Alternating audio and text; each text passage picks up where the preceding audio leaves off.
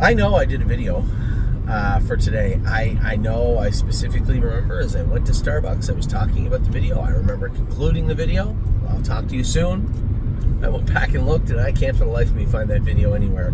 So there is a chance, I guess, it's going to pop up, and you're going to get a video, two videos from this morning. But I'm definitely going to get you one. So we're going to talk about the horses that raced yesterday in depth a little bit. Maybe not in depth, but a little bit. But today is all about the open house. You know, I said to Curtis, there's some really good points about the open house. We can focus on the Ohio breds and the PA breds that are getting ready to go over the next 2 weeks. But it isn't lost on me that we've already had two 2-year-olds take lifetime marks, right? We have stake races, full-on major stake races on Monday, 48 hours from now in Kentucky. Or tomorrow, 24 hours from now in Kentucky with a number of our horses also. So that is there, right? That's it's not lost on me. But at the same time, I think looking back on it, we have two options. Go back to the Mother's Day or somewhere around there, Mother's Day format, where we see everything around 2.7, 2.8, or lean towards something more like today, where it's more of Ontario, whether it be in Ontario, the horses in Ontario, or the horses in Ohio that don't have to be ready till the first part of July. I don't think if we're looking at racehorse speed, if we're looking at true qualifying speed, we can qualify them all at the same time. It's impossible. For that very reason, there would be no sense in having on Sarah and Supermind ready to go a week ago when their first stake races aren't for another 2.5, 3 weeks, right? It just seems like wasted time. So we'll assess everything after today, but when it comes to the burn, when it comes to the open house today, I am super, super excited. I guess even more excited because it's Amy's first qualifiers too, and I know she's going to be very excited. What, honey? It's my first qualifier. Mom? Yeah, her first time ever qualifying a horse as a driver is today. She's going to drive. She's going to race horses. Yes, she is going to drive on Sarah. It's her going to be first ever qualifying drive today. So that is what's up today. Yesterday. I want to talk about yesterday a little bit. A lot went on. Looking back on it, every single horse raced good. The only horse that you'd say didn't achieve, or didn't at least look like he was going to achieve what we wanted him to, was Time Is On My Side, and I'll talk more about him in just a second. But we're going to start with the horses in, I'm going to brush over the horses in Pennsylvania pretty quick because I did talk about them yesterday. Highest Honors. I don't think I gave him my best effort. I thought at the time I was doing the right thing, but again, as I slid those hindsight glasses on yesterday, watched the replay, watched what actually took place behind me, I don't think I should have moved that horse. I think that was an error on my part. You know, as he got a little bit tired, he got running in a little bit, and maybe because he couldn't hear the footsteps, there wasn't a sense of urgency as we got to the wire. But again, that's on me, and we'll drive him a little bit better as we race next week, wherever we decide to race him. Likely the Meadows, but quite possibly you could see him show up at Scioto next week also. But I would like to get a race into Highest Honors again next week. By no means a bad mile from him, still a mile and 54 and a piece, off a half and almost 58. So a good mile from Highest Honors. As I said, looking back on it, maybe not my best work, but certainly not a horrible drive by any means. Just not maybe the best one I could have given him. Arrowhead Hanover was good again.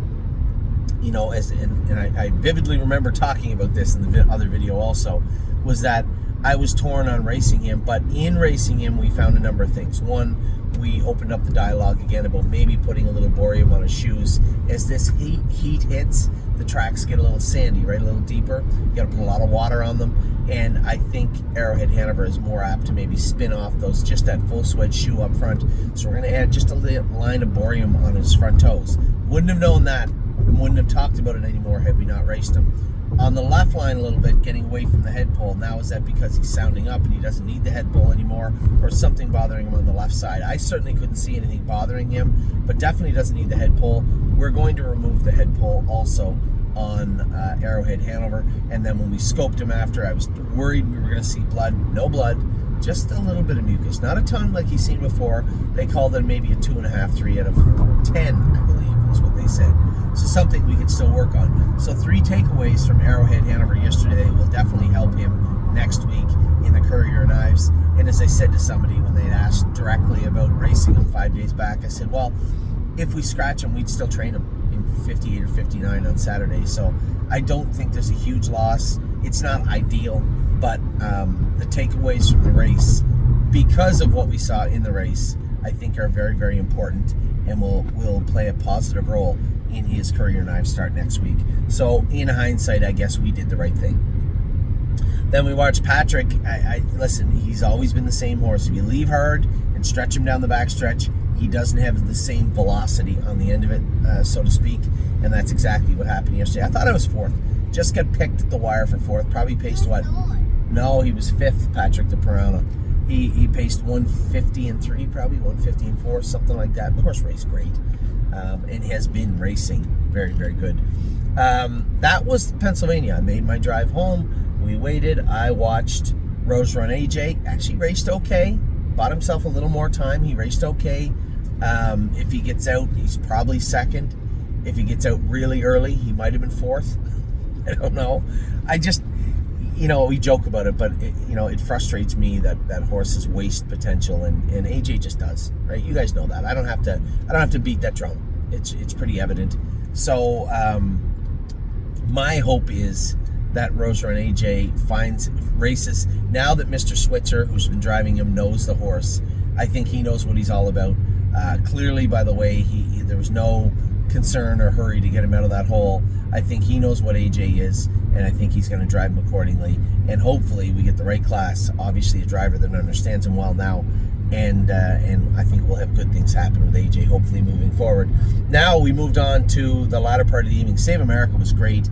Obviously it's not lost on me. A mile and 50-4 when you're racing for $5,500 is not the best thing, but he did need to get his 2 starts in. He did race great out of the 8 hole. And what did you expect him to do? Take him to the last? It was a hard thing to do. And as I pointed out to one of my partners, Johnny, last night, listen, he might have raced for 5,500 Canadian. He might have only accumulated, 24 minus the trainer and driver fees. But that's still 2,400 Canadian, more than he made when I drove him into the 8 hole twice. And you can race for as much as you want. You still have to get it all. The horse knows he won the race. So it's a big win for him. It's a big win for Kenny. It's a big win for Jamie. Jamie Smith's no dummy, right? And he knows what he's doing. Whether he gives him a week off or whether they race him accordingly, a little more accordingly his next start, that will be up to Jamie and Kenny. And 100% the ball is in his court. He knows what he's doing. You don't have to worry about Jamie Smith. So the takeaway, horse race great. Wins in 50 and a piece out of the 8 hole and a half-mile track. That's the takeaway. That's the headline. Not he only raced for 5,500. Not, geez, that seems like a really tough trip for a horse for a small amount of money. He got it all. And as he heads into the summer in the Maritimes, he feels bionic. He feels unstoppable and unbeatable. And that's exactly the type of horse. That's exactly the mindset we want in Save America heading into a big part of the summer for us. Rock Shining Star, I think, raced great. The old 2 friends and a stranger trick. Eddie Hensley makes front with a long shot, rolls the front end, and Travis comes first over and plows past him. Now, James could have removed. That would have cost him. He could have stuffed Eddie. That would have cost him. And he could have moved out of the 2 hole in the last turn. That's just not a James move. That's a me move. But there's a reason there's a reason I'm me and James is James. It's a probably shouldn't have done that type move, right? I did it with Unbeatable Kemp this week. Moved out of the 2 hole, getting into the last turn because I thought it was the right move. Wrong move. So as it turned out last night, James could have employed one of those first 3. One sec, sweetheart. One of those first 3 options, but he decided to drive like the O'Brien Award winner he is. Drove the horse appropriately, snuck him through the inside, and was charging at the wire. Horse raced great, and looks like he's probably one of the early favorites in that pop-up series, and that's why he's there, right?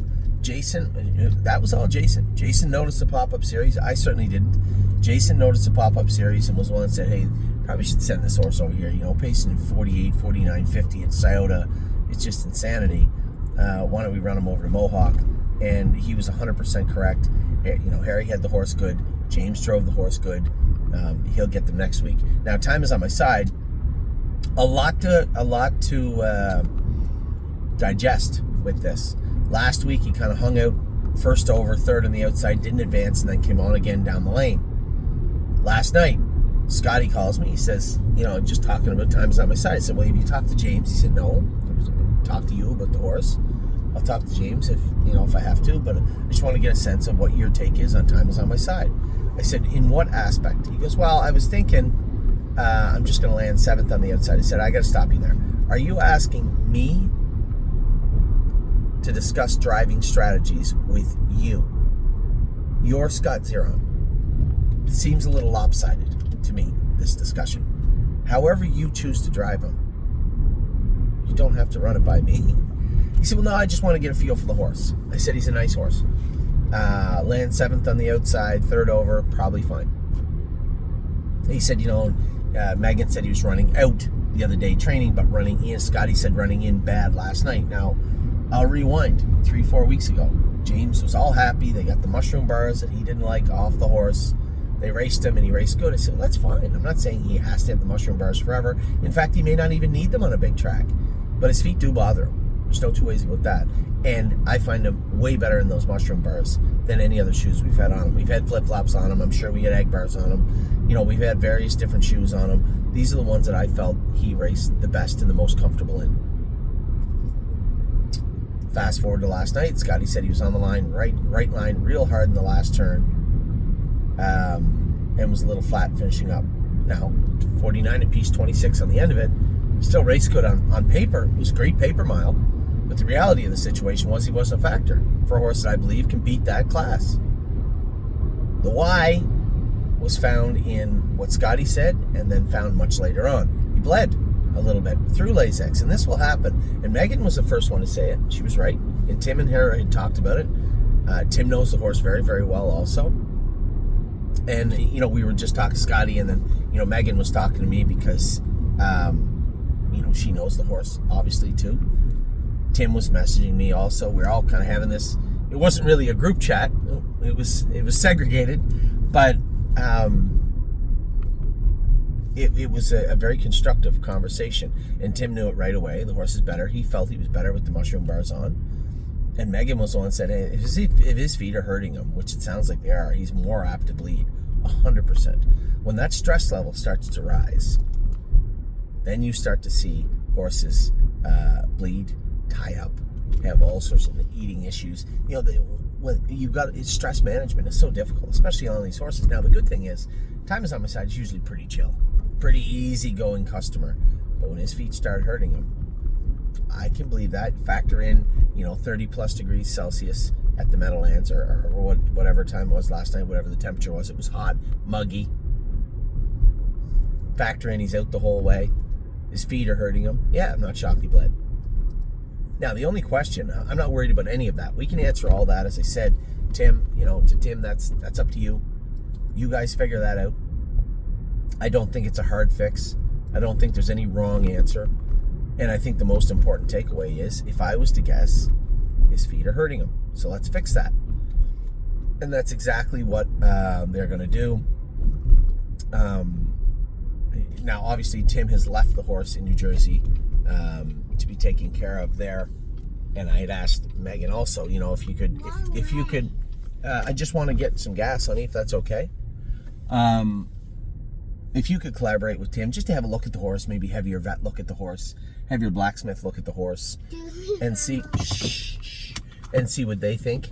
My take on it, from being 8 hours away, watching the race, listening to Scott, listening to everything that went on, I think his feet are hurting him. I think he's bleeding. I think Tim is right. I think Megan is right. I think Scotty is right. Who's bleeding? And it's not that James was wrong either. As I said, if you liked him better in the shoes he had, that's fine. My concern was long-term, could he race like that? Now I'm leaning back towards no. And listen, the horse went in 49 twice on a 5/8 mile track, one in the pouring rain with mushroom bars on. And I don't think it takes away from his overall velocity to have them on. So how do we treat this? There's a number of ways. Tim and his crew can figure out the medical side of it with the veterinarians down there. As far as him bleeding, that can be mitigated. Now, this is the $1 million question. He's made the final of the graduate. They go for $250,000. We want to have him as best as we can coming in. Does it make the most sense to race him in the stake race next week, which is an open event? You have to understand, the graduate is for 4-year-olds.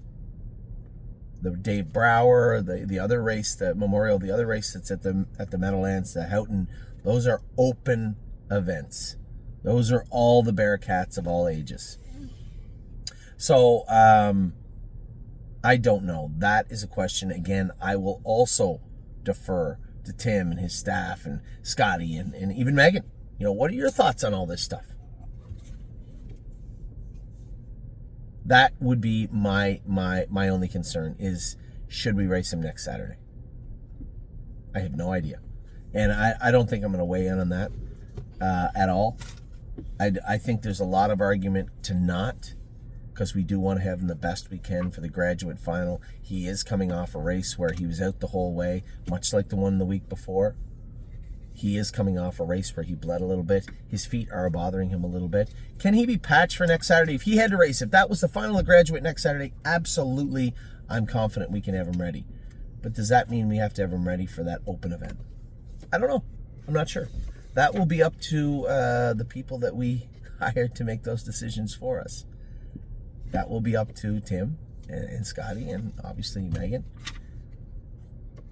And James will play a role too, because quite frankly, he only couldn't go drive him last night because he had Chantilly. I don't believe Scott has a drive in the graduate final. So this will all work itself out. But what does it mean for next Saturday? I don't know yet. I'll bring you that information when I know it. Now, enough about yesterday. I think I've explained everything perfectly to you. What about today? The weather is amazing. It's 9:30 now. We're about to start warming up. It's 84 degrees Fahrenheit. It is going to be a tremendous day here in Ohio. If you're here, soak it all up. It is the start of our summer. Can I get prime? No, you're not getting prime. Are you crazy? It is the start of our summer, although it's already started. Uncle Danny was awesome this week, right? Cherry's girl was surprisingly incredibly good this week. These are the things that I love to see as we start our summer. Today is important because this is the bulk of our Ohio ship is getting ready to go today. Ontario has been good and continues to be good. I'm excited to see their races start this week with the Tompkin Gears, Blue Rare, and Simply Chaotic. But today is the first big qualifiers, big step forward for the bulk of our Ohio crew. So, it's a beautiful day. The weather is great. That's a check mark. The horses are good and ready to go. That's a check mark. Now we just have to execute. So, take care. I will talk to you all very, very soon. Have a wonderful, great day. Hopefully this video doesn't disappear like the last one. You know what? This is a better one anyway. Take care.